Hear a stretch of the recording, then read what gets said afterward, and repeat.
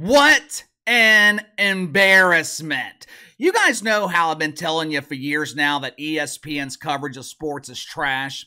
When I say that, most of you agree with me, but if there were ever any doubters out there, if there was ever anyone who thought that my opinion of ESPN was rooted in some sort of political bias, I am about to give you proof that ESPN's coverage of sports is absolute garbage. If I was an executive at ESPN, I would suspend Mike Greenberg without pay for the outright ignorance that he displayed earlier this morning.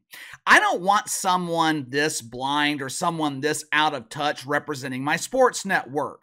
Now, I have nothing against Mike Greenberg personally. He seems like a nice dude, but after what I saw this morning, it is abundantly clear to me at this point that after spending the last 2 or 3 decades covering sports, Mike Greenberg knows absolutely nothing about sports.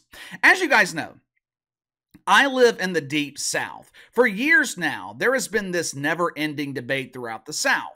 Most people down here, they prefer college football over the NFL. Now, I have never understood why. I have never understood why you would prefer to watch amateur football over professional football, but whatever, to each their own. During Nick Saban's dynasty at Alabama, every year Alabama fans, they would claim that the Crimson Tide could beat an NFL team. I remember several years ago, I think it was the year before they drafted Baker Mayfield, the Cleveland Browns were once again continuing their decades-long tradition of losing, their decades-long tradition of huge embarrassing failures.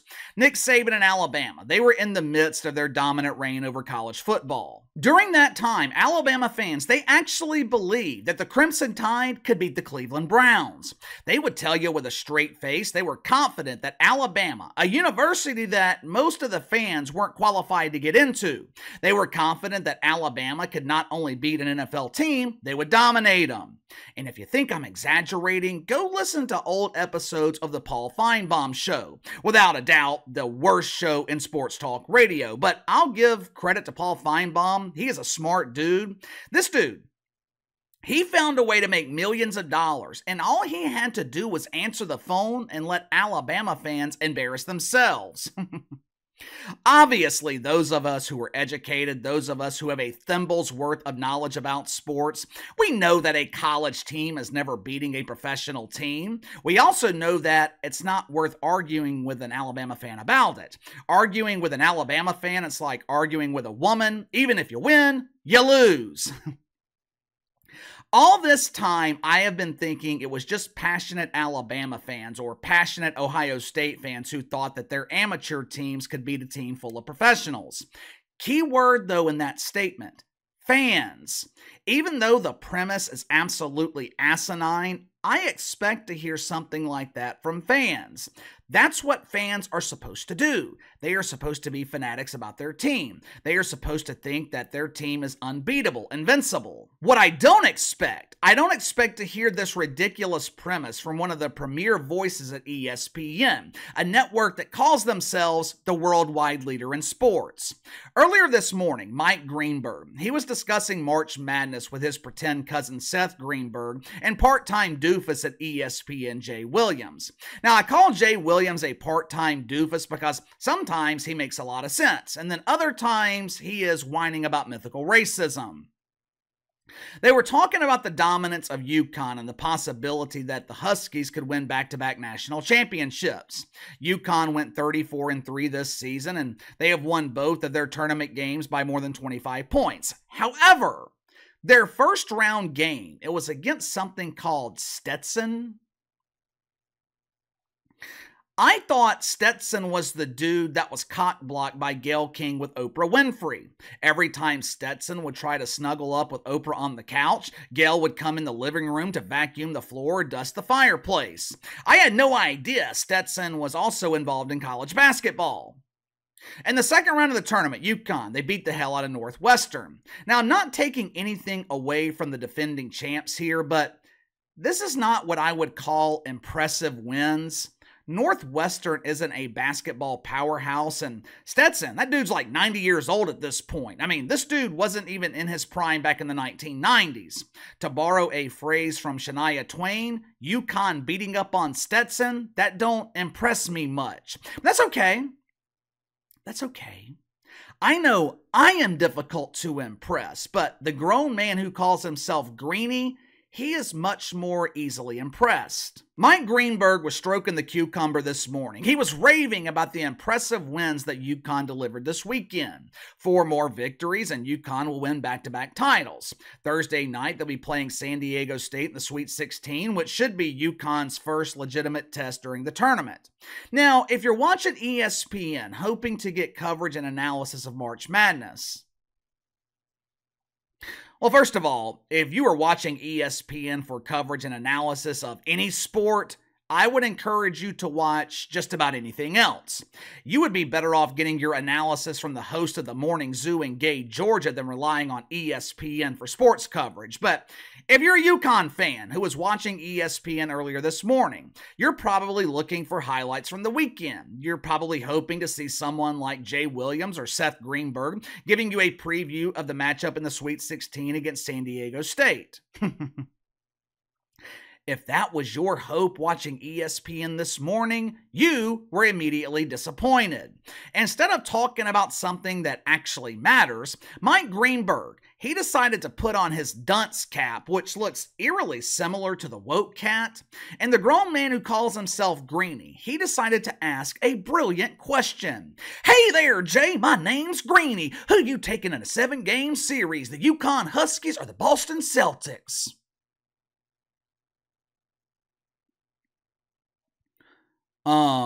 What?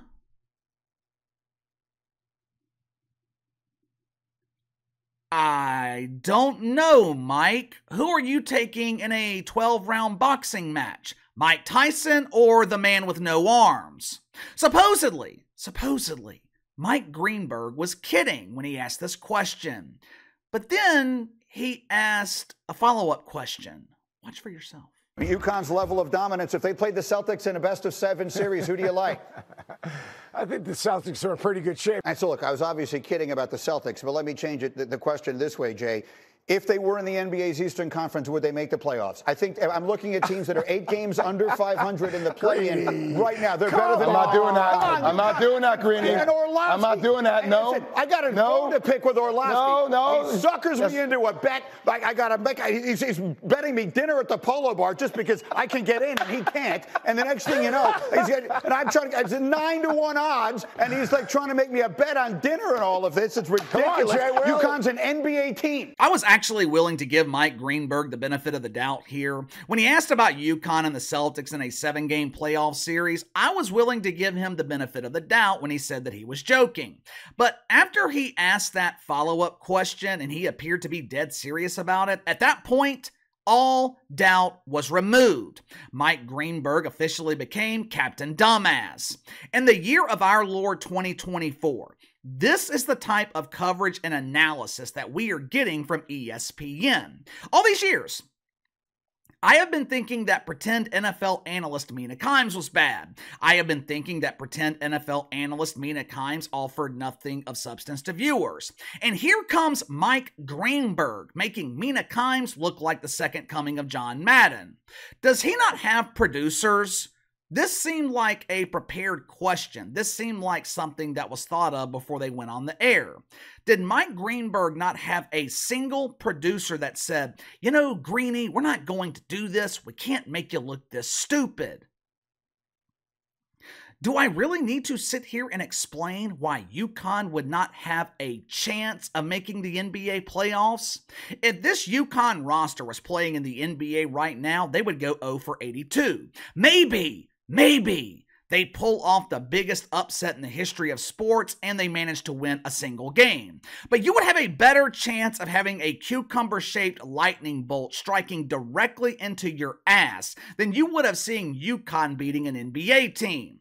Give me the worst team in the NBA right now. Give me the Washington Wizards or the Detroit Pistons. Either one, they're the same level of suck. Matter of fact, I'll even give you the points. UConn, they can be playing at home. If I had to guess, the point spread in a game like this, an unrealistic game like this, probably be Pistons or Wizards minus 25, minus 30, if not more.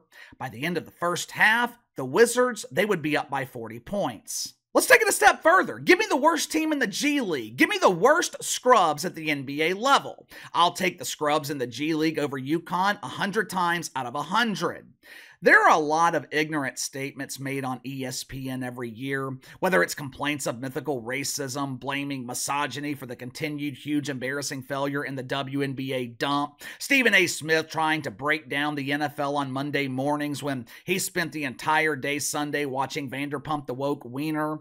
Of all the stupidity that we see on ESPN, what Mike Greenberg said this morning, that might have been the dumbest. It was damn sure one of the more embarrassing moments at the worldwide leader in woke, but it wasn't the only embarrassing moment at ESPN this weekend or in the past 24 hours. Yesterday morning, Rece Davis, he's hosting College Game Day. He's speaking with a lady from ESPN Bet named Erin Dolan. I think she's one of those people that ESPN calls a betting expert. Now, to her credit, she did get this one pick right from yesterday, but that was not the cause of controversy. That wasn't the cause of fake outrage. Listen to what Rece Davis says at the end of the segment. Roll the film. You know what? Some would call this wagering, gambling. I think the way you've sold this, no, I think what it is risk-free investment. That's the way to look at it. Obviously, Rece Davis is joking, right? He is giving Erin Dolan a compliment. He is basically saying that she's good at picking games. She's good at her job. No big deal, right? Headline at Awful Announcing. Rece Davis gambling joke comes at the worst possible time for legal sports betting.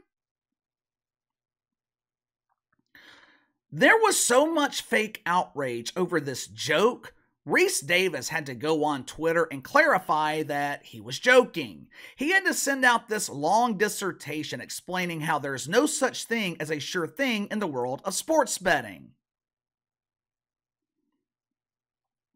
Well, no shit. That's why it's called gambling.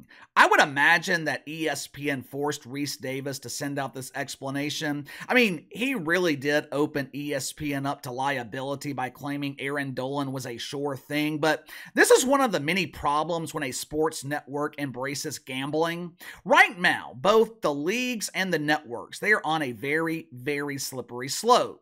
They have fully embraced gambling, but I don't know if they've really thought about the consequences. Last week, J.B. Bickerstaff, head coach of the Cleveland Cavaliers, he explained how gambling is damaging the NBA. A couple of weeks ago, we saw Rudy Gobert accuse NBA officials of betting on the outcome of games.